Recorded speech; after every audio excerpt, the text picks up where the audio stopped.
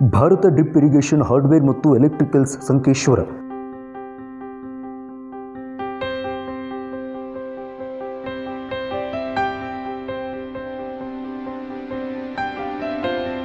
ಹೆಚ್ಚಿನ ಮಾಹಿತಿಗಾಗಿ ಸಂಪರ್ಕಿಸಿರಿ.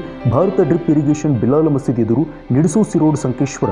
ಮೊಬೈಲ್ ಸಂಖ್ಯೆ 7259 90 93 25. यरमाळ रोड, वडगाव येथे 2 गवतगंजींना आग लागून सुमारे 80,000 रुपयांचे नुकसान झाल्याची घटना बुधवारी सायंकाळी 5 वाजण्याच्या सुमारास घडली.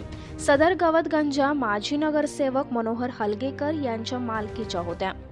याबाबतची थोडक्यात माहिती अशी की यरमाळ रोड, वडगाव येथील माजी नगरसेवक मनोहर हलगेकर यांच्या गिरणी शेजारी 2 गवतगंजांनी बुधवारी सायंकाळी 4:30 ते 5 वाजण्याच्या सुमारास अचानक पेट घेतला. सदर प्रकार आसपासच्या नागरिकांच्या लक्षात येताच त्यांनी अग्निशामक दलाला कळवले. त्याचबरोबर गवतगंजीला लागलेली आग आटोक्यात आणण्याचा प्रयत्न केला. त्यानंतर घटनास्थळी दाखल झालेल्या अग्निशामक दलाच्या जवानांनी आग विझवण्याचा आटोकाट प्रयत्न केला.